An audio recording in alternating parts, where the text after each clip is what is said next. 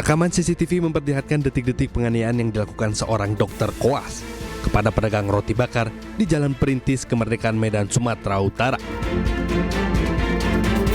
Menurut korban, pelaku yang bernama Vladiniah Puluhulawa datang membeli roti bakar pada sore hari di kios tempat korban bekerja. Namun pada malam harinya, pelaku kembali ke lokasi dan langsung mengamuk hingga aniaya korban. Pelaku protes topping roti bakar yang dibelinya kurang banyak. Korban mengaku tidak tahu apapun permasalahan tersebut karena rekan korban yang melayani pelaku. Habis itu jam-jam 7 dia kembali lagi bawa sisa makanan gue potong lagi. Habis itu dia nggak ada ngomong komplain apa-apa, dia langsung mencabi saya, mencagar saya, terus menjambak sama menendang.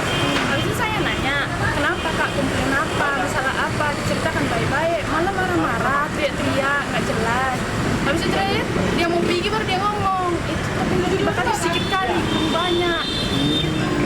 Habis itu langsung dia pergi, saya kejar ke mobil, dia turun, tunggu si bos datang, dia ngomong baik-baik. Nggak mau, malah pergi, malah tinggalkan. Akibat peristiwa ini, korban mengalami luka-luka di bagian tangan, kening, serta kaki. Korban pun sudah membuat laporan ke kepolisian Polrestabes Medan. Sebelumnya pelaku rupanya pernah viral di tahun lalu karena terlibat keributan dengan pengunjung rumah sakit di Pirngadi, Medan, gara-gara parkir. Dari Medan, Sumatera Utara, Ahmad Ridwan Nasution, iNews melaporkan. Pemirsa, Direktorat Kriminal Umum Polda Jawa Tengah menetapkan 3 tersangka dalam kasus perundungan terhadap Dr. Aulia Risma Lestari. Ketiga tersangka memiliki peran masing-masing, diantaranya menipu korban, mengumpulkan uang, serta mendoktrin korban dengan kekerasan verbal. Kabid Humas Polda Jawa Tengah Kombes Pol Artanto mengatakan ketiga tersangka adalah Ketua Prodi Anestesiologi Fakultas Kedokteran Undip, Dr. TEN, Kepala Staf Medis Prodi Anestesi Undip SM, serta mahasiswa senior Prodi Kedokteran PPDS Undip ZYA. Penetapan tersangka dilakukan setelah polisi memeriksa 36 saksi serta hasil investigasi Kementerian Kesehatan dan Kedokteran Undip. Ketiga tersangka terancam hukuman maksimal 9 tahun penjara.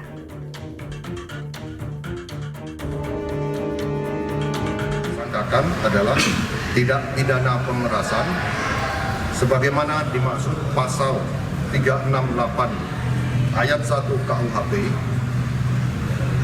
dan atau tindak pidana penipuan sebagaimana dimaksud pasal 378 KUHP dan atau secara melawan hukum memaksa orang lain melakukan atau tidak melakukan sesuatu sebagaimana dimaksud dalam pasal 335 ayat 1 butir 1 KUHP yang telah dirubah oleh putusan MK nomor 1/PUU 11 Romawi 2.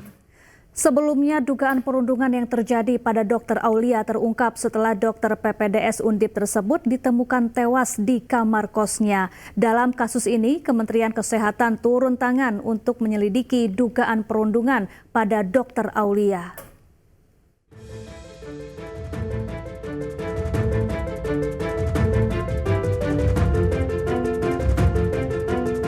Seorang dokter muda mahasiswi PPDS Kedokteran Undip Semarang, Jawa Tengah, Dr. Aulia Risma Lestari, ditemukan tewas di kamar kosnya.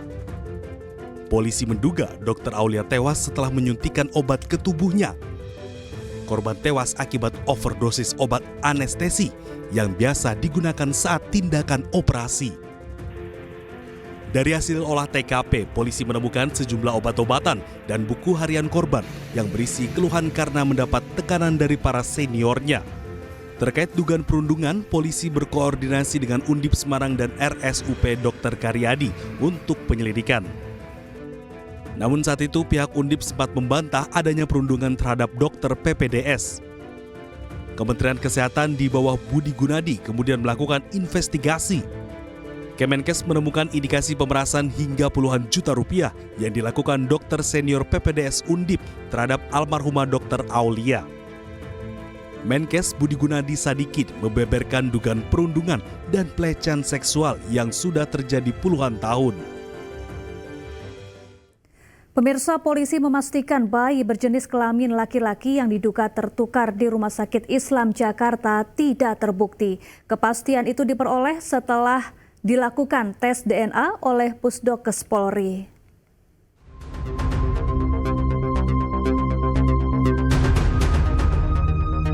Kasus dugaan tertukarnya bayi laki-laki di Rumah Sakit Islam Jakarta Cempaka Putih menemui titik terang.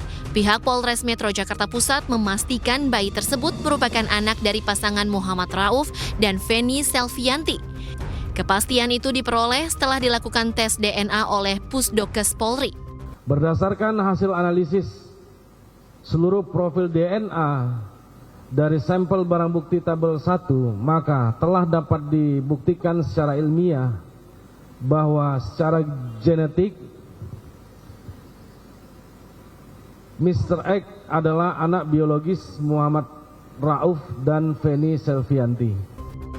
Meski hasil tes DNA sudah diumumkan, orang tua bayi menegaskan masih belum puas.